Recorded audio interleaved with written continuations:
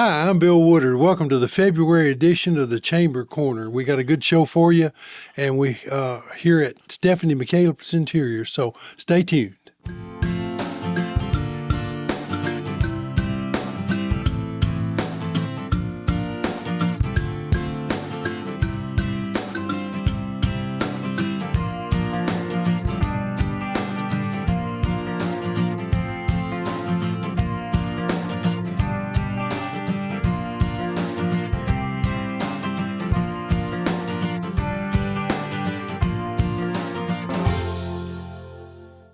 Well, we're so glad to see you here on the Chamber Corner today, and we are at a very special place. And Stephanie, introduce yourself. Tell them your shop's name.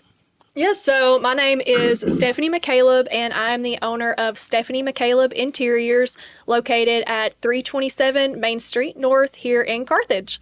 Okay, now, Stephanie, we're going to go at this at two angles because you actually have two aspects to your business. But before we even do that, you're here on Main Street in Carthage, and of course, you just moved from across the street.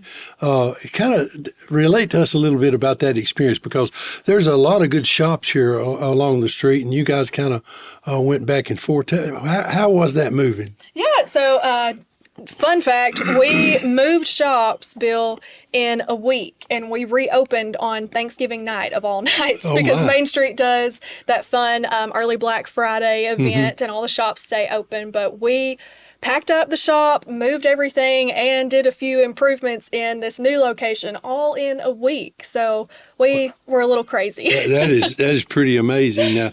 Now you guys did some swapping. I think the shop called #Hollies. Yes, she was in here. She had Be the Gift, her gift store portion of the boutique, here in this location that was previously Video Quest back in the day too. Right, Video Quest. Yes, and Holly, she moved everything under one roof back across the street. So we just kind of played musical shops and all moved around a little bit. Okay, and another aspect of it, I think there's still tanning beds here, right? There are, yes. The Video Quest tanning beds are still open, and we manage those during the day for Randy, the owner, and then he comes in the evenings and stays open a little bit later. Okay. So the shop here, it looks really nice. Tell us a little bit about the shop and about the decorations. I noticed, to me, it's a lot more open than, I know you had a full glass in the front and the other store, everything, but it seems a little more open here. What's your aspect about the way it's decorated and set up? Yeah, so we really love our new location for a couple of reasons, and the layout is one of them. So with this new location, we have tons of windows all around the shop, really great natural lighting, and we love that. We also have a parking lot. That's kind of bragging rights on Main Street whenever you can say we have a parking lot. Yeah.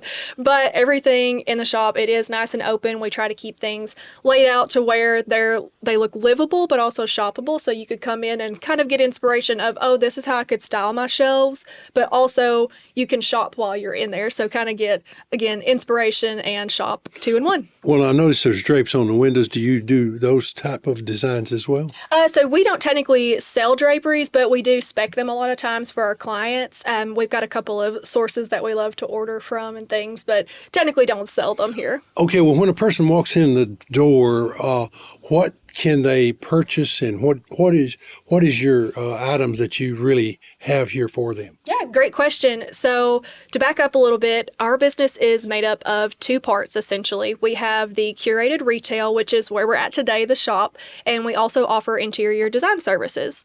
The way the shop works, we're open to the public, and 99% of the time, everything in the shop is for sale. You can walk in and buy just about everything. We have a great mix of anything from bedding and pillows to lamps and furniture, even some gift items and candles. We love having solutions for just about every customer that could walk in the door, whatever you might need. It also works really hand in hand with the design side of the business, because we're able to show our clients, hey, this is the lamp that would look great in your living room, or here's the rug we want to order for you. And it gives them an opportunity to come in and see everything in person. Okay, well, you kind of segued into it, and I was going to ask you, it's two aspects to this business enterprise, and number one, of course, is the store. Number two is your design capabilities, and I know that's what you actually studied in university. Is that right? Yes, that's correct. I went to Tennessee Tech University, and I was a housing and design major. Graduated back in 2017, and design is something that I love, but I also love small business and being a part of my community. So that's where the shop and design work both kind of work hand in hand. Well, now, this may be a loaded question. You see the advertisements on TV, we'll make your closet, and then you see this it's going to be so organized that you can't understand. Is that the kind of stuff you do? Or are you more, or are you into all of it? So it really depends. We have a couple of standard services, if you will. All the information is available on our website, StephanieMcCalebInteriors.com. And we help clients with anything from, we have what I call a phone a friend service. If you just need a second set of eyes on something, you've just got a couple of quick questions that you need answers to. We offer something called a studio session, and we can meet here in the shop typically for an hour and basically just brainstorm. You just tell me all the problems you've got for the most part, and we can sit here and kind of pick each other's brains and work through whatever problems you've got going on. All the way to, we also help clients with renovation projects, full furnishing projects if you've got a room or multiple rooms that you need all new furniture and rugs and draperies and all the things in. And we also help some with new construction projects. So if you're building a new home and you need someone to walk through all the details with you, help you figure out what lighting, what tile, what paint colors, all those finishes, we help with that as well. Okay, well, that's a pretty complete service there. So you actually can take them from the point of getting the plan and constructing and laying out the home all the way to putting the knick-knack on the table, so to speak. Exactly. Yeah, that's pretty impressive. I know you've been in business several years now, actually. When did you start? Great question. So Stephanie McCaleb Interiors officially started in January of 2020, and that was the design side of the business. I always knew I wanted to have a shop to go along with that, and we were able to find a location in June of 2020 and then do the renovations and open our first shop that was across the street in September of 2020. So this will be year 6 for Stephanie McCaleb Interiors. Okay, and it's the only second time you've moved, and you basically, well, I just feel like you've kind of upgraded your game here because the way this is decorated and the way it looks, it really is nice. Well, thank you. We appreciate that.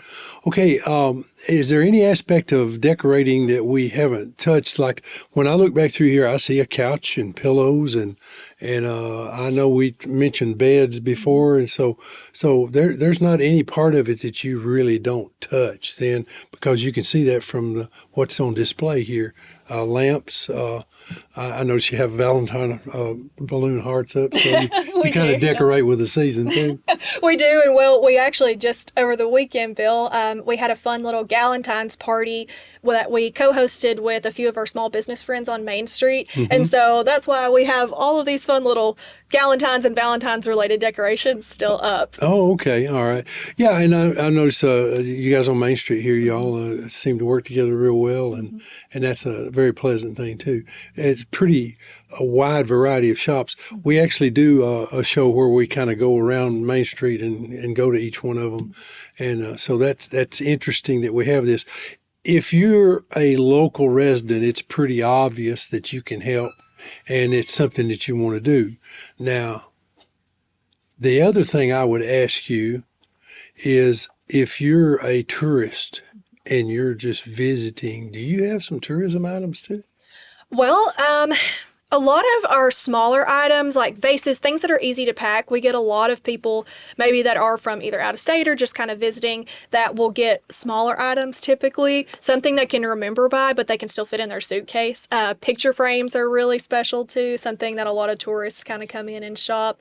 We don't have any at the moment specific like Smith County or anything like that related items. But again, those smaller knickknack items, people tend to go towards those if they're traveling. Okay. Well, I've noticed that when Susie and I are traveling and we go to a place, you try to get something to help you either remember the place or something that's unique to it. So I think that's good that you have this here. And if you can find that item that would be unique to you, boy, that would be great. Oh, too. yeah. Because It's really I think great. we're getting a lot of visitors.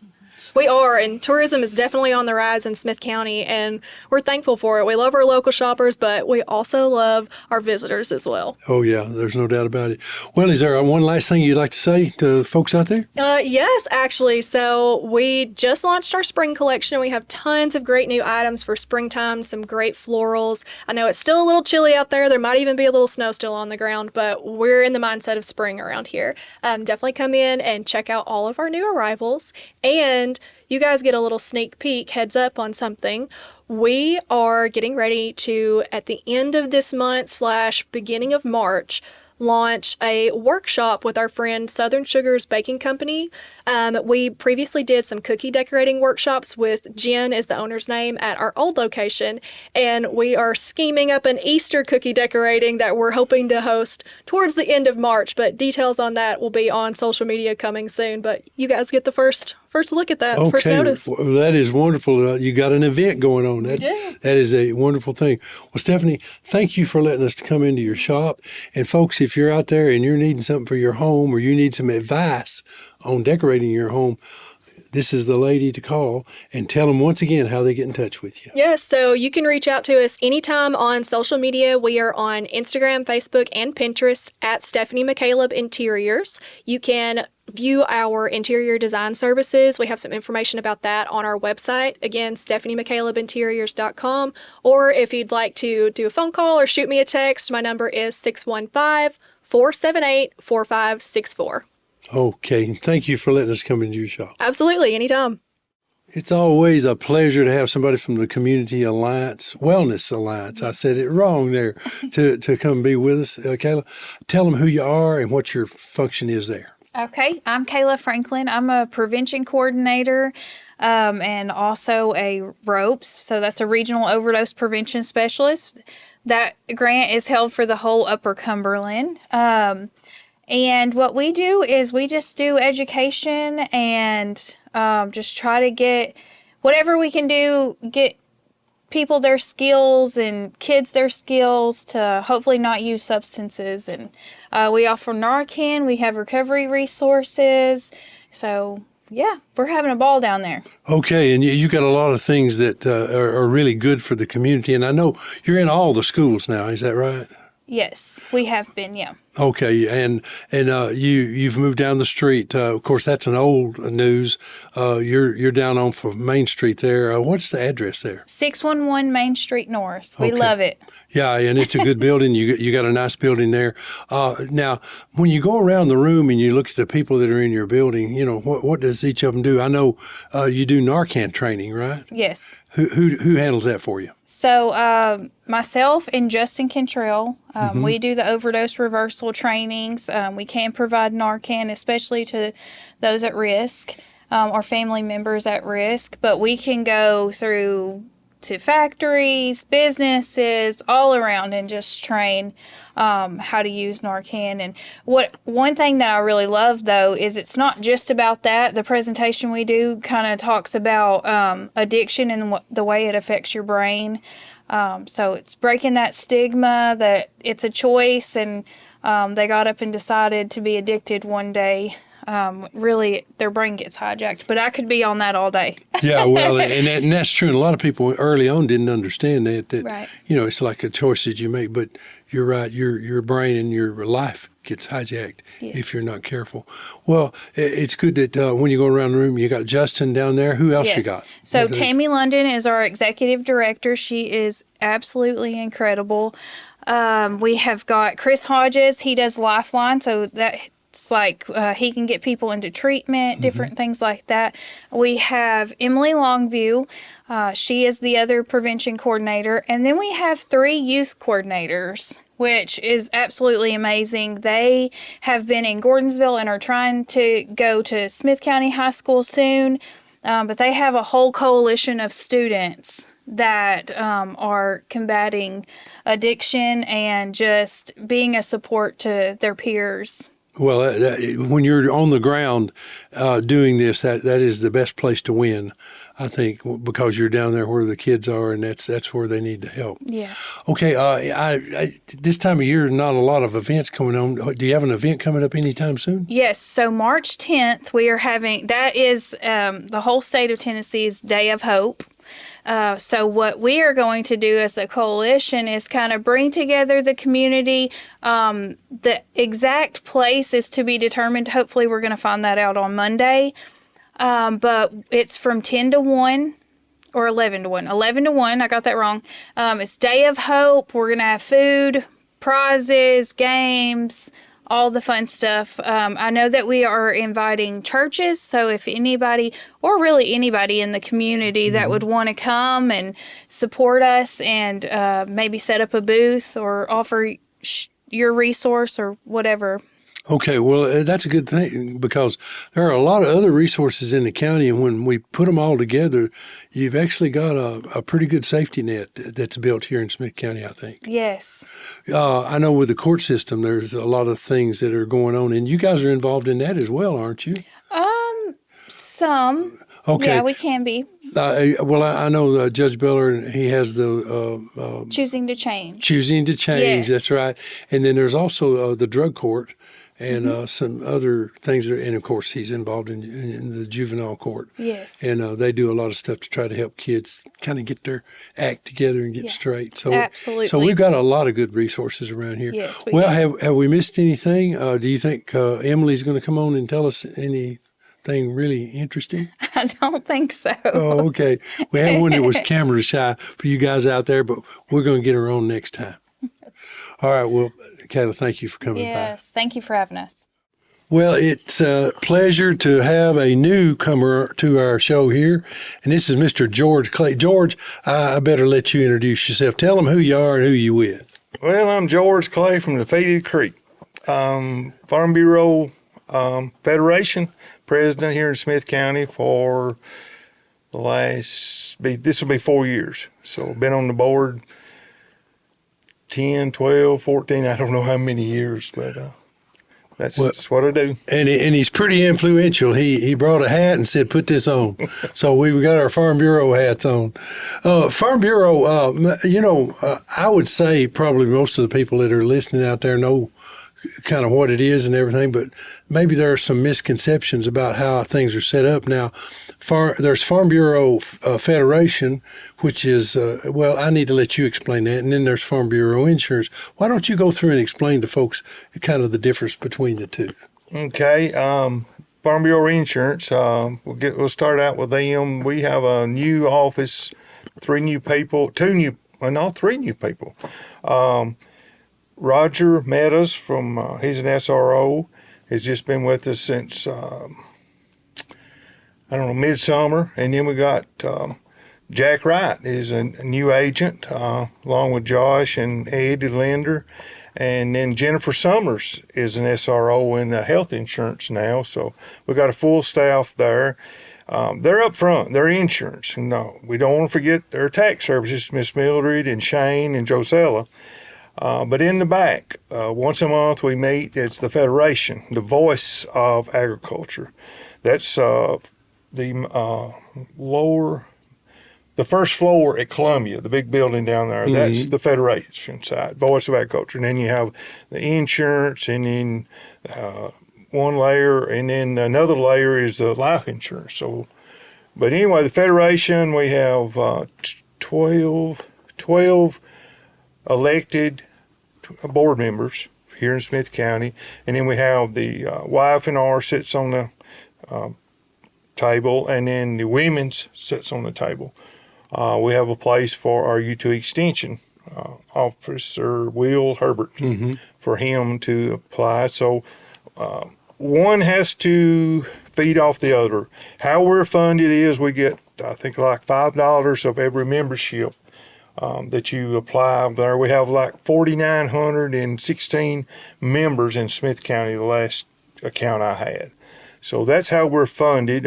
We do have some money that's been laid back in time, so we operate on about $120,000 a year that that we give to people, promote agriculture. So the Federation, one has to do the other, and the tax service, they pay us so much money. We own the building. The Federation owns the building. The insurance leases the building from us. Is how that works in all counties, not just our county. Okay, well, and that's a good setup, and a lot of people may not realize the delineation between the different compartments there. But now, one thing I'd like to point out, and if I'm wrong in this, you correct me, but you do not have to have Farm Bureau insurance to be a member of the Farm Bureau Federation. Is that right? That is correct. A membership is $30.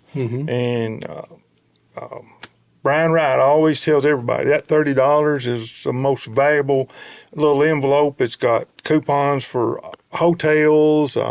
It's got something to do with fraud, and I wish I could quote it on internet fraud. And there's a policy in there that they will back you if you get hacked. Okay, if somebody steals your identity. Yes. Identity theft. Yes. And most people don't know that. But no, we have several members that don't even do taxes, don't even do insurance. They want to be a part of the voice of agriculture. They want to be a member of the. Well, now, since you said that, like you do, I know you guys, you support us with our leadership groups, and you come, as a matter of fact, I think youth leadership, was it last month or 2 months ago, you guys actually provided lunch, and we were down at Catisa Farms, Correct. And that was really good of you to do that. But you guys are supportive of a lot of things around here that have to do with agriculture. I don't know if you want to mention a few of those, but I know leadership is the first thing that comes to mind that we do. And I know you're involved in the fairs and the Smith Çounty Fair that comes around, and UT Extension, of course, you mentioned Will Herbert. You guys are involved in that. In fact, several of the things I've seen for the kids, I've run into you there, Yeah.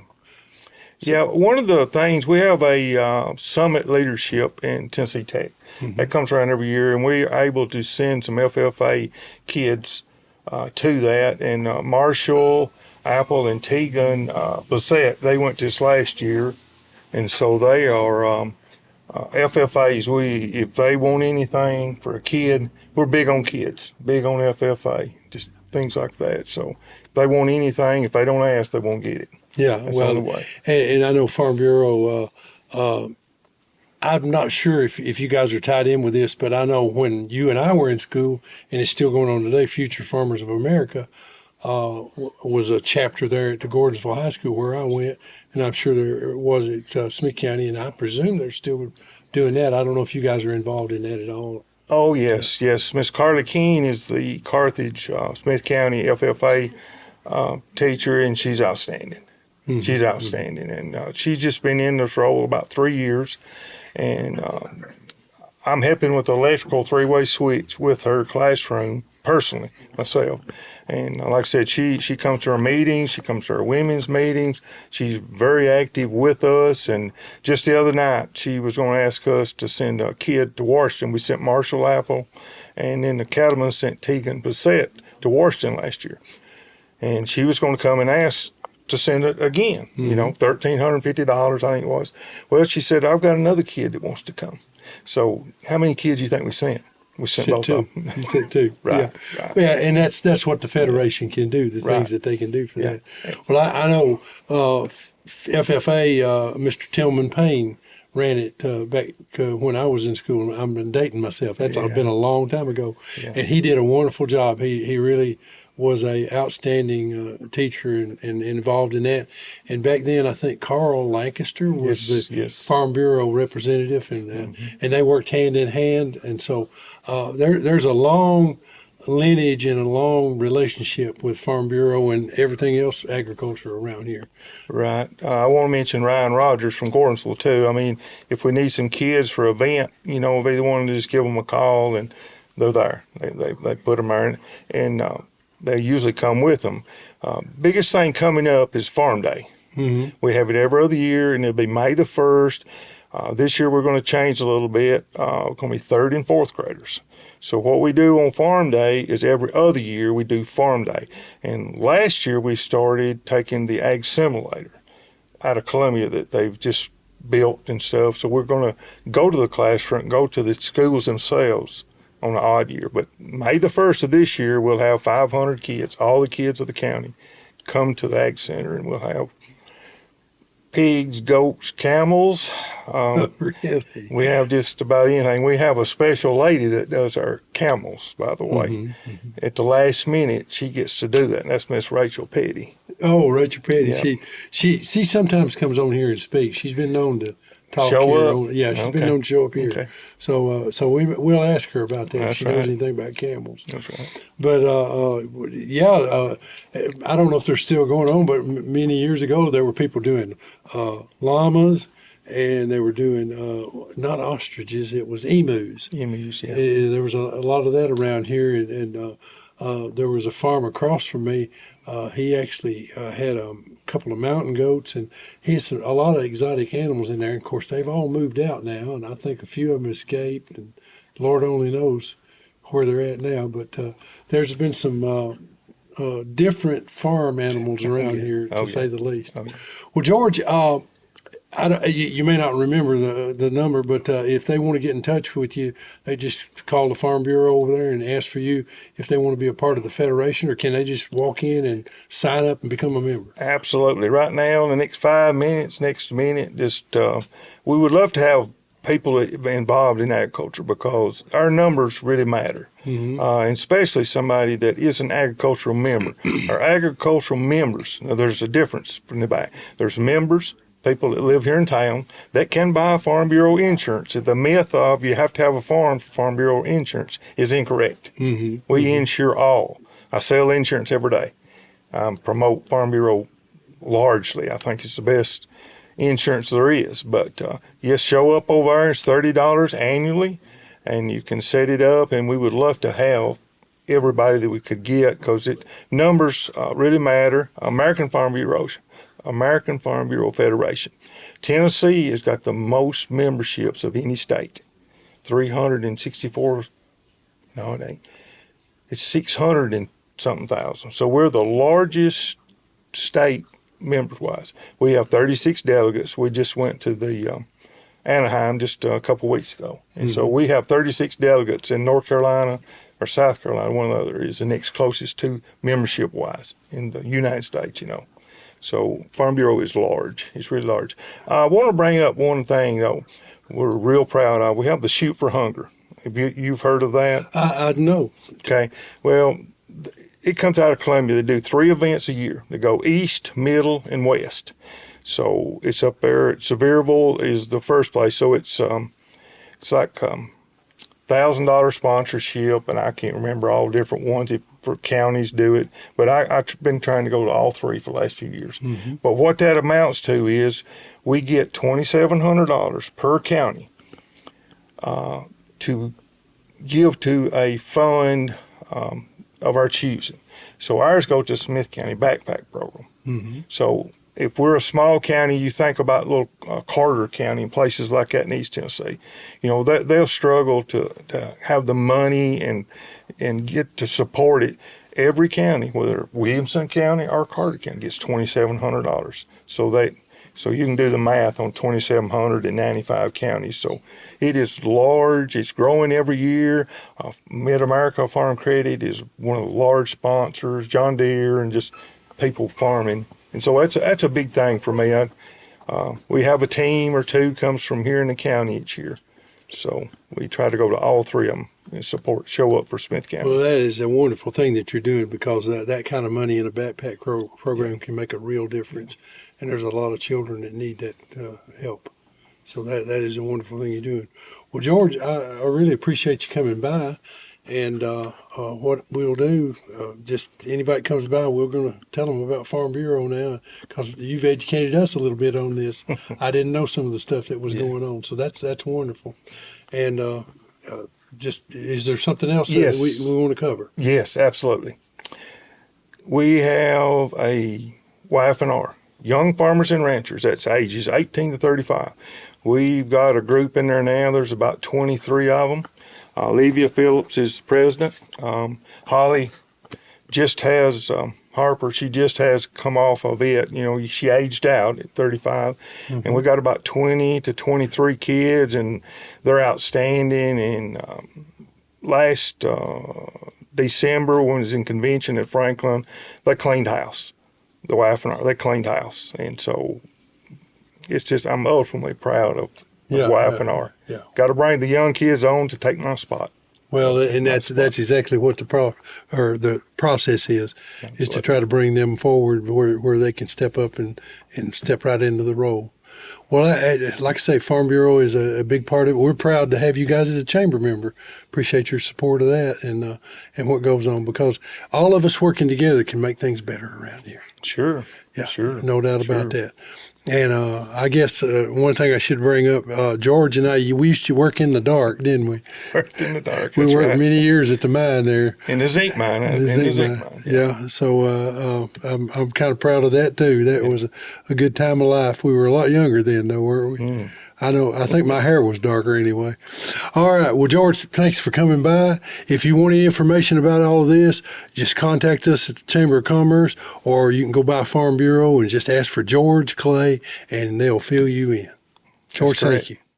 We are at Miss Stephanie McCaleb Interiors and in her new store here. Boy, it looks really sharp, doesn't it, Will? It really does. I like the interior. Yeah. As a matter of fact, I like that segue on words.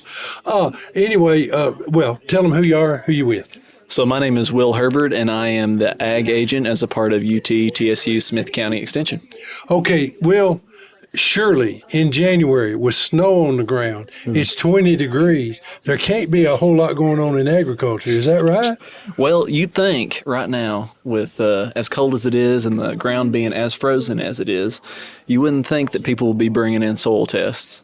And let me tell you, They are bringing them in. I've had a couple bring in some soil tests, and you think, as hard as the ground is, you wouldn't think they'd be digging up the dirt, but they sure are, Bill. They must have put a torch on the To loosen it up a little or bit. something. Yeah, they had to do something there. But that's interesting that you would be having soil tests. Well, Well, I guess I need to ask this. What did you come in to talk about today?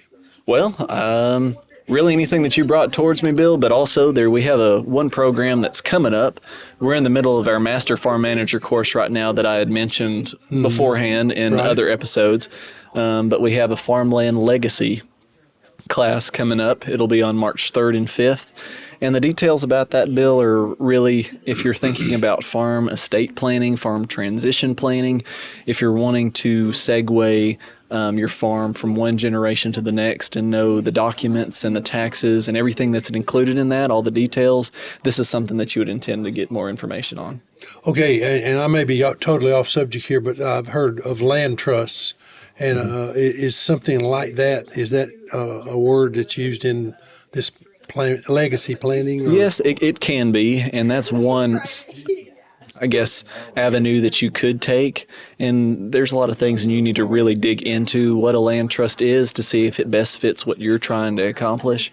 I think a land trust is more looking on the environmental side of things and not necessarily the production side of things. See. So just make sure that what a land trust is exactly what you need before taking that avenue. But a farmland legacy is more of just a broad aspect, whether you're looking at a land trust or if you're just needing the documents to set up with a lawyer to make sure that your farm stays a farm. Okay, and that's basically the end result of the legacy. Yes, sir. Is try to make sure that the farm does stay a farm. Yes, sir. And stays in the same, not necessarily the same family, just as long as it stays a farm, right? Yes, usually the people who are trying to do that are wanting it to stay in the family. But in that case, if you have an older farmer who doesn't have any children and who knows somebody who's maybe been working with them or under them, and they want them to inherit the farm, that could be an option. Well, I don't know a particular name. I just heard the story of there's a young man somewhere around here. He's not young now, but there was couple of people in a situation that it was in, and they hired him to do some work and came to like him, and it got to the point where, and as far as I know, from the way the story goes, he inherited the farm. I don't know who that is, but I know that can happen. Mm-hmm. Yes, sir, it sure can. Mm-hmm. Well, okay, what about this time of year? Is there anything a farmer needs to be doing, or a person with their yard needs to be doing to kind of prep it for spring? Because, hey, it's January, February now. It sure is. So it's going to be March, April, and then next thing you know, grass is going to start growing. I know, and with all this cold weather, this is really the first. Of course, it's rainy outside now, but it's warming up. It's warm out there, and that ground is starting to unthaw, like we were just talking about. So there's a lot of things that you can do to get ready. As far as right now, like I mentioned, soil tests. I expect a lot of soil tests right now to make sure that your soil is going to put out the nutrients that your plants need for production, whether that be in crops, whether that be in pasture, or whether that be in a garden if you're trying to grow squash or cucumber or tomatoes or whatever it is. That's what I really expect right now, Bill, as far as that goes. But other than that, there's some farmers that are doing some forage samples too to see if their hay is keeping up the quality from when they first baled it. And those are really the two top and two hot topics right now that we're covering. Well, and I guess this time of year is a good time to be doing planning for what you want to do. Oh, absolutely. When the weather does get warmer and when it does get up. I know my grandfather put a lot of stock in the almanac, and he used to plant by the almanac and what he called the signs.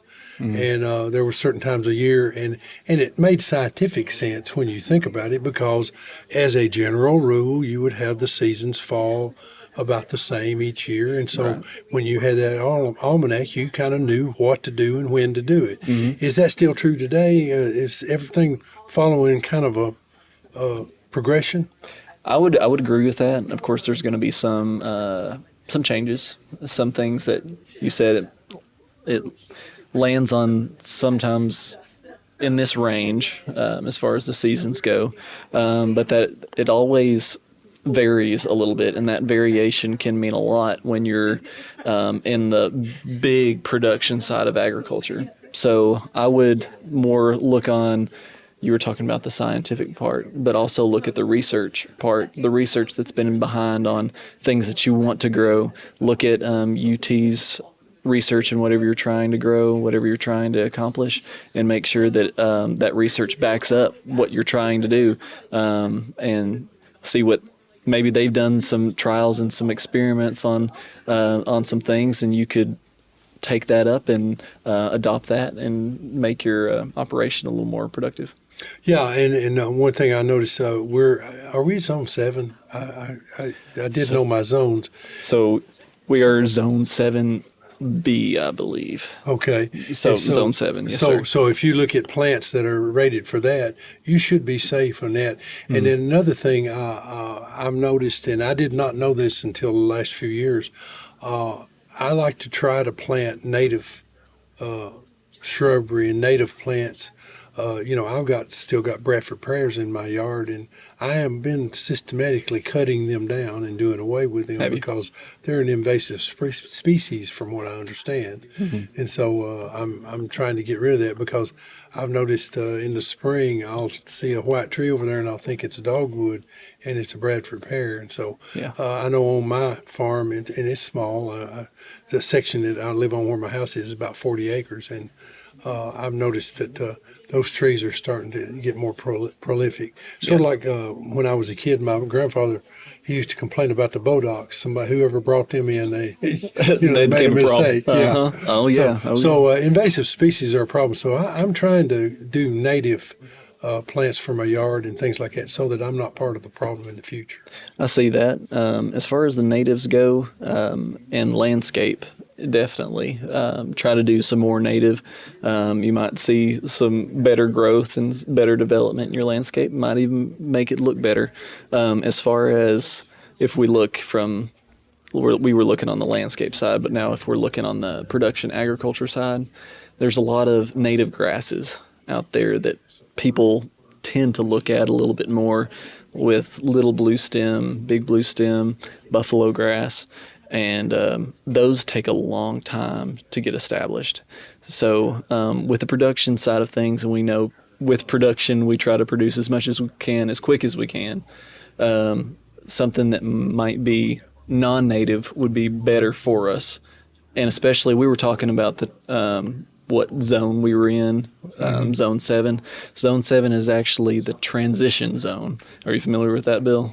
Yeah, right. little bit. You're in between the plant life cycle or, Yes. or the species, I should say. Yes. So with our warmer seasons and with our cooler seasons, we can both support cool season plants and warm season plants. So we're right there in the middle. So it just depends on your planting season, everything like that when you're looking on the production side.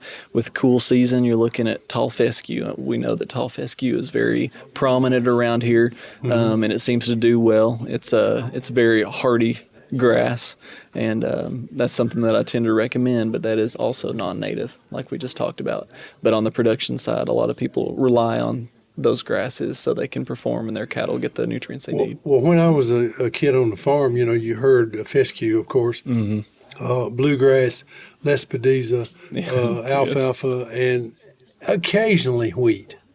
Occasionally wheat, not so much, but I guess that's somewhat changed now. A lot of people grow wheat around here, or aren't there some of the larger productions they grow wheat now? Yes, sir. Yeah, it tends to be larger production just because the larger production, the more money you get, just because the fluctuating rates of wheat, they don't necessarily stay exactly at one point. So we know how the markets work. So, Well, Will, is there anything we missed? I don't believe so, Bill. I think we got everything. Okay, well, folks, if you're needing any information about what's going on agriculture-wise, Will is the guy you need to call. He knows about production farming. He also knows about your yard and stuff like that. Tell him how to get in touch with you, and then I'm going to ask you a loaded question, okay? So how do you get in touch with Will? Okay, so you can call our office, the UTTSU Smith County Extension Office, and that's 615-735-2900, or you can come visit us at 67 Cookville Highway in Carthage. Okay, now here's the loaded question. And All right, if you I'm guys ready. out there know what this is, you know what Dardanelle is. What is? Dardanelle. Dardanelle? Yeah. No, sir. You're going to have to look that up. All right, I'm going to. All right. Folks, Mr. Will Herbert, he's a great guy, and he's with UT Extension. Thank you, Bill.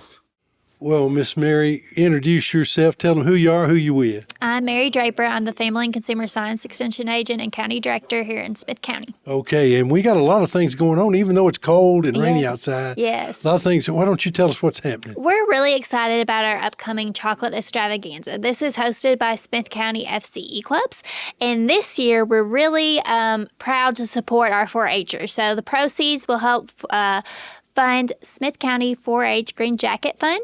So this is something that 4-Hers will have a uniform look at. We're going to donate jackets so they can have this uniform look at competitions.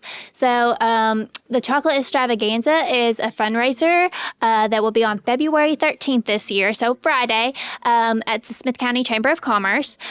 We'll still have homemade chocolate goodies like we usually do. They're going to be a dozen. We're going to pre-box them, a dozen per box, and it'll be $5, which is a great deal and goes to a great cause. So we would love to see you at the Smith County Chamber of Commerce on February 13th. We're going to start at 10, and we usually sell out early. So Oh come yeah, early. you got to be there early. Yes. I've been doing this every year, and I can tell you, it is great stuff. You will not be disappointed with anything that you get. These ladies are wonderful. What else is going on? So we, you just had Will on. So we are excited about our upcoming Farmland Legacy workshop that will be coming up in March. So I believe it's the first week in March on Tuesday and Thursday. So for those 2 dates, we are going to have a specialist come out and talk about estate planning. And on the second night, I believe we'll have an accountant and lawyer come out. And we're partnering with Trousdale County. But this will be at Smith County Ag Center. If you're interested, if that sounds like something that you would be interested in, you can give us our office a call at 615-735-2900, and we can give you the exact details. Okay, and you can never get started too early on That's that right. estate planning. That's for sure. And you may go, well, I don't have enough to worry about. Yes, you do. You need to really make those plans. Mary, thank you very much. We really appreciate you guys at UT Extension. We appreciate all you do, Bill. All right. Boy, UT Extension is here in full force today. Rachel, tell them who you are and who you with. Well, we're glad to be here. I'm Rachel Petty. I'm one of the 4-H agents at the UT TSU Extension office in Smith County.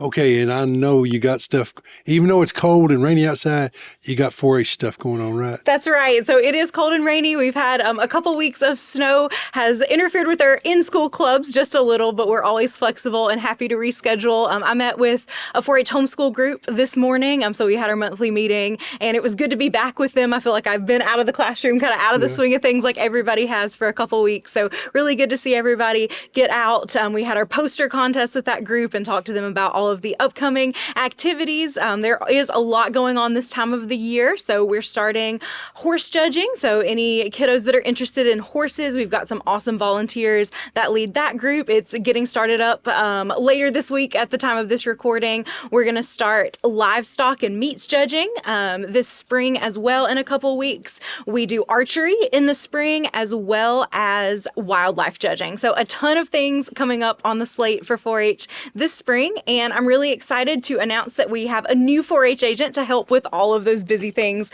that are happening. She had a prior obligation today, so I hate that you guys can't meet her this month, but hopefully next month she'll be around to introduce herself. Her name is Lexi Tipton, and she is from Watertown, so went to Watertown High School, grew up in Wilson County, and she's been on board with us for about 2 weeks. So really excited. She has a livestock background and showed swine as a 4-Her and FFA member, so she brings a lot of good experience to our team, and I think a good balance to me, who is more on the sewing, baking, crafting side of things, though I love all of it, and I've learned a lot since I've started this job and kind of embraced some of the natural resources programming, especially like forestry judging and wildlife judging. So that just proves again that there's something for everybody in 4-H, and we're excited to have Lexi on board to kind of strengthen our program. Well, that is wonderful news. I did not know that, so that's wonderful to know that you got somebody else working with you. Okay. Anything else going on that you got heading up? So we were hoping with Lexi for a February 1st start date, but she got to come on with us a couple weeks before that. So she's settled right in, and she is our TSU agent, so officially works for Tennessee State University. So that's a good partnership. Susanna was our first TSU agent, and then she went back home next door to Putnam County. And so we're glad to bring Lexi on board. That's kind of the biggest work news. I do have some personal news that I guess I'll share with the folks out there. Before you say anything, I noticed on your third finger left hand, there's something new. Yes, that's right. So I got engaged over the weekend. So really excited for that personal chapter in my life to start. So lots of exciting things happening at the 4-H office, and then also for me personally. Well, congratulations. Thank you, Bill. That is exciting news. Yeah, when you were moving your hand, I saw that and I thought, okay, there's something going on here. It is. Brand new. That is happy news. I'm glad to hear that. Well, Rachel, thank you for coming in and giving us the news about 4-H. And, of course, we'll have you back next month, and you can bring Lexi with you and introduce her. Of Let course. her talk. And then if you guys have any questions related to 4-H or anything that we do at the Extension office, you can always give us a call at 615-735-2900. Okay. Thank you. Of course. Hope you enjoyed the show. We're here at Stephanie McCaleb Interiors, and well, we want you to come back next week. But anyway, we are going to go over a few things that are happening here in the upcoming weeks. February the 17th, which is real soon, U.S. Army Corps of Engineers is having an event called MCA Safety, and you can call them about that. Let's see, March the 7th, the Roaring River Storybook ribbon cutting. That's a Friends of Cordell Hull Lake event. Is going to be taking place on March the 7th. March the 28th, they have an archery competition, Army Corps of Engineers, and it's a partner event. And then in April, we're at the Noon Trail Day event at the Periwinkle Trail, Bear Wheels Trail, Bike Trail, and Bear Walla Gap Trail. And that's Friends of Cordell Hull Lake and U.S. Army Corps of Engineers. And one unique thing about that is that on the trails that go from the center or from the Cordell Hull Dam, they'll have a shuttle for you, so you won't have to park your car and then find another way back or walk all the way back. You can actually just go down to the trailhead, and they'll put you on a bus, and then you just walk back to your car. So that's a nice thing that they do every year. Again, The Storybook Trail is March the 7th at 10 a.m. And it says celebrate the newest Storybook Trail on Cordell Hull Lake. And this is a combination of the Friends of Cordell Hull Lake, Jackson County Chamber of Commerce, the Dolly Parton Imagination Library, and of course the Corps of Engineers. So we hope you'll avail yourself of that ribbon cutting that's going on there. And folks, we hope you're enjoying this winter. Spring is coming, and we'll be talking about other events that are going on and starting here just real soon. May God bless you, and we hope you enjoyed the show.